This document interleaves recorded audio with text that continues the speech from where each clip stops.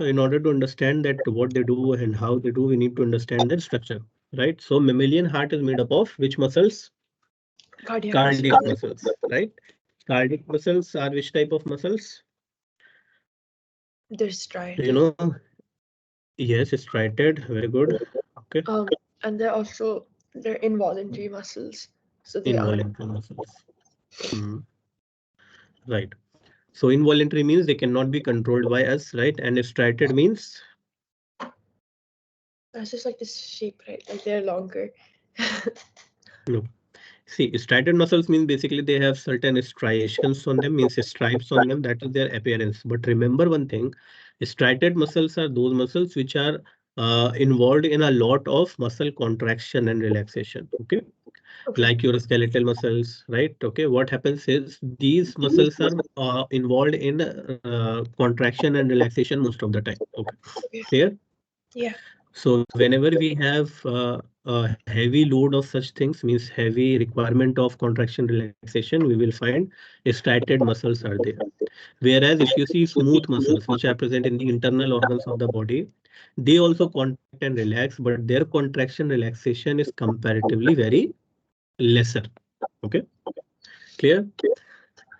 Now, cardiac muscles, they can contract without stimulation from your central nervous system. Okay, clear? So what does it mean? That heart work on its own, right? So heart, it's like a autonomous organ. Which type of organ? Autonomous. Autonomous organ. And for that, we use a term called myogenic. Okay. The contraction in the heart is what? It is myogenic, means without the involvement from the central nervous system, means your brain and your spinal cord is not controlling the stimulation of your heart. Okay, but it can be regulated, right? Sometimes what happens? Our heartbeat increases, right? Or a heartbeat goes down. Okay.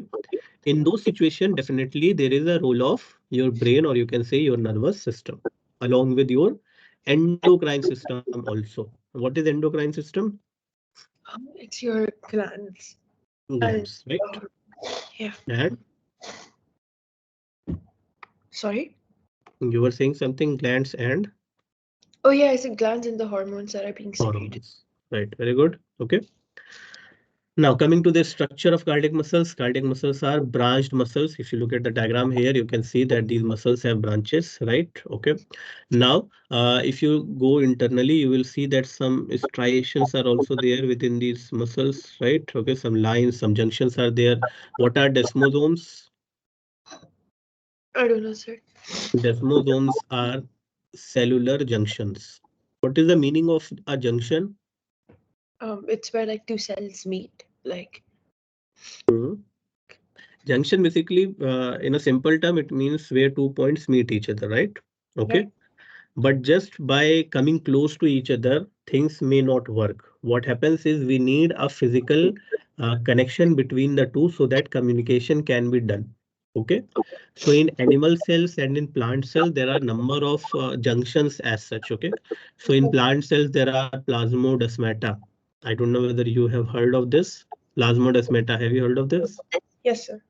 Okay, so those are junctions in plant cells. Okay, similarly in animal cells there are desmosomes, there are gap junctions. Okay, what these junctions are for? These are for communication between the two cells. Okay, so what is the role of desmosomes? To communicate between the two cells. Here. Yes, sir. Okay, then if you see them from the outer side, then still you can see some lines are there, right? What are these lines? These are attachments between the two muscle fibers, okay? And they are called intercalated discs. What are they called? Intercalated discs. Right, okay. These are again a kind of a junction. These are kind of gap junctions.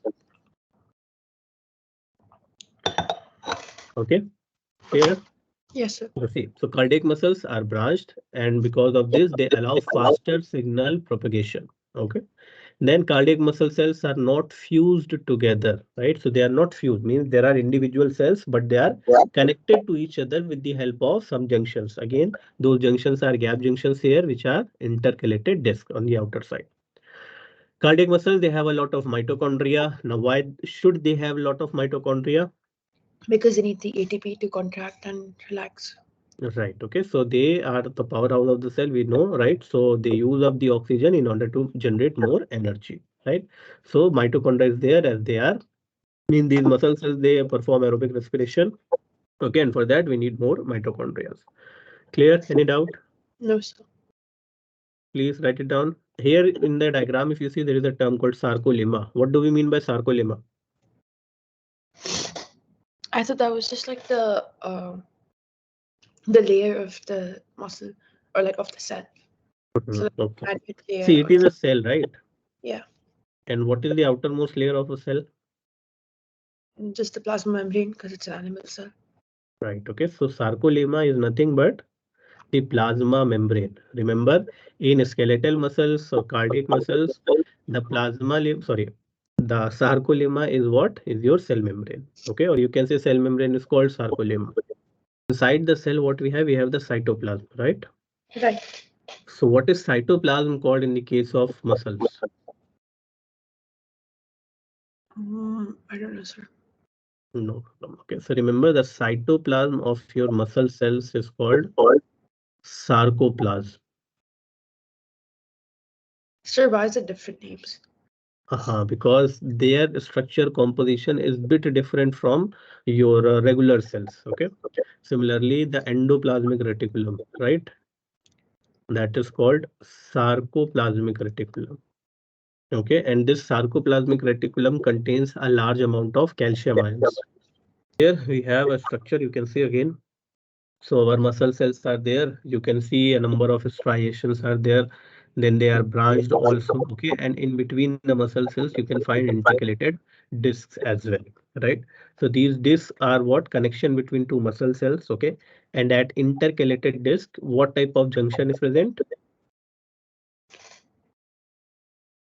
Gap Yes. junction.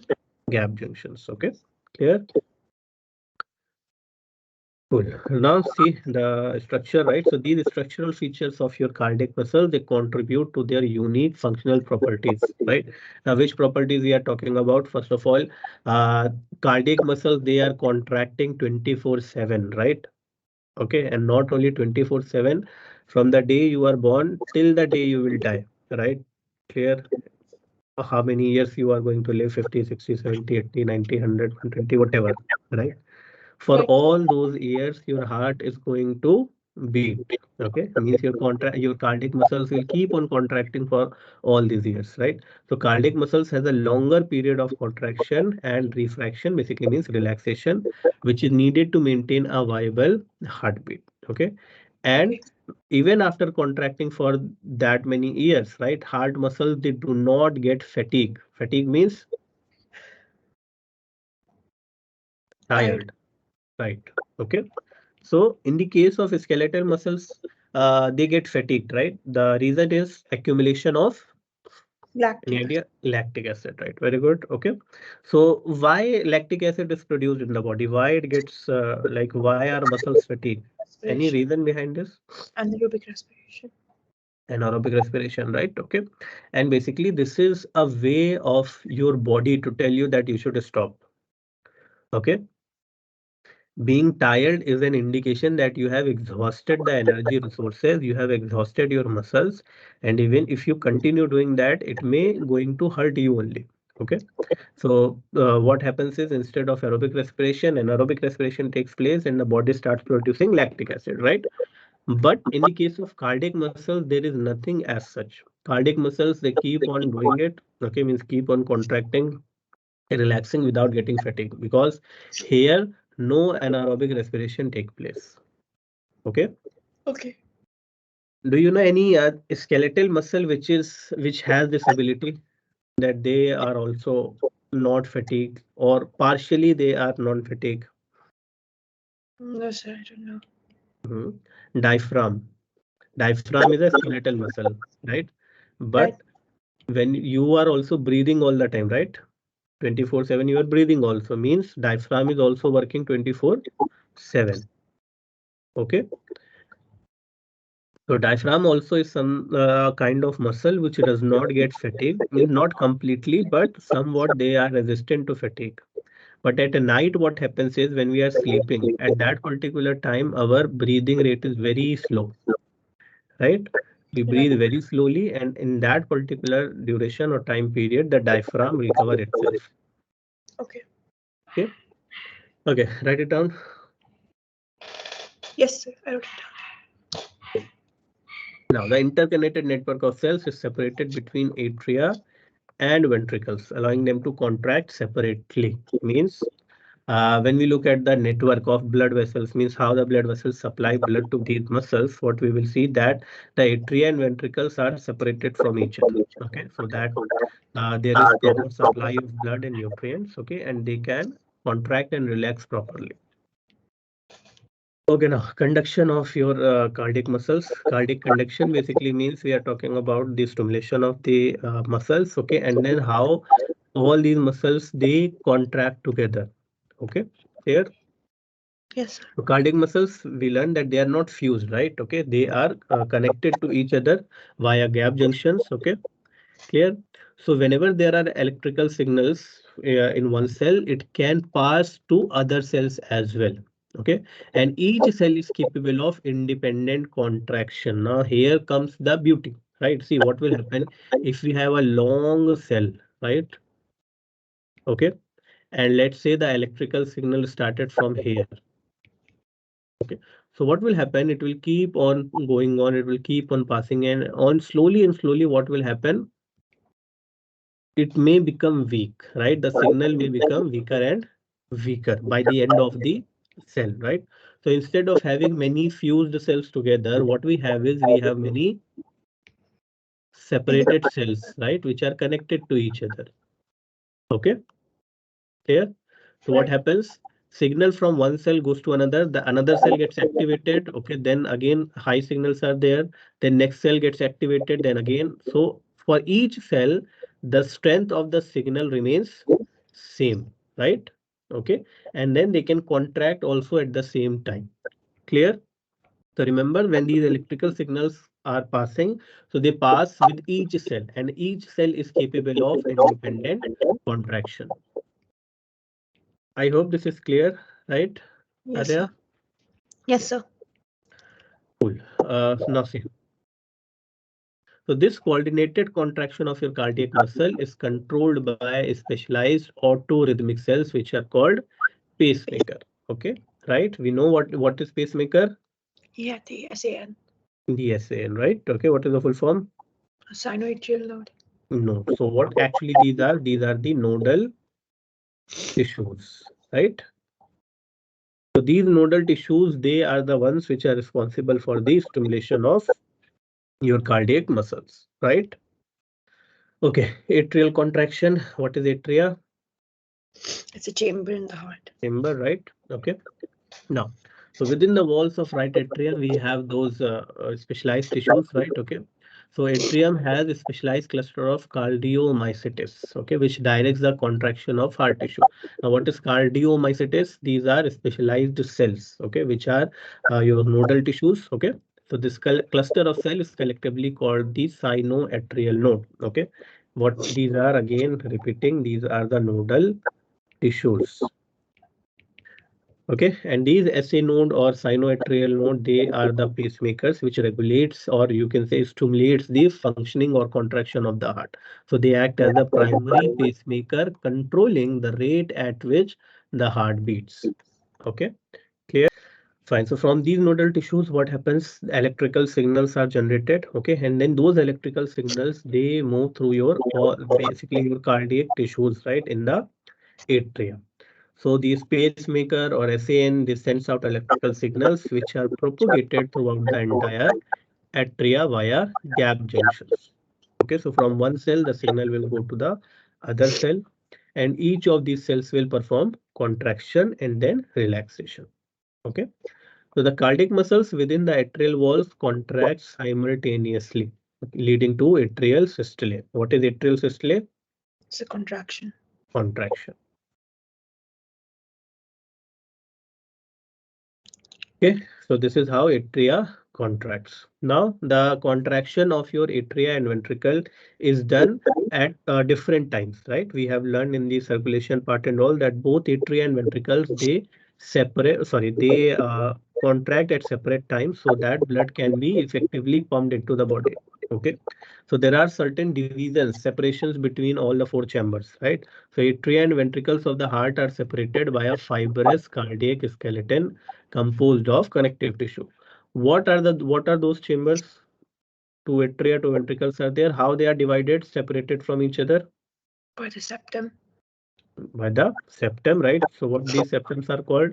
Between the atria, we have interatrial septum. Similarly, between the ventricles, we have interventricular septum. Between atria and ventricles, we have Atrial. atrioventricular septum, right? So all the septums are there. Basically, these are what? Fibrous skeleton. Okay, clear? Now, Yes, the sir. connective tissue functions to anchor the heart valves in place and cannot conduct electrical signals. We know that in these septums, we have some valves, right? Bicuspid and tricuspid valve.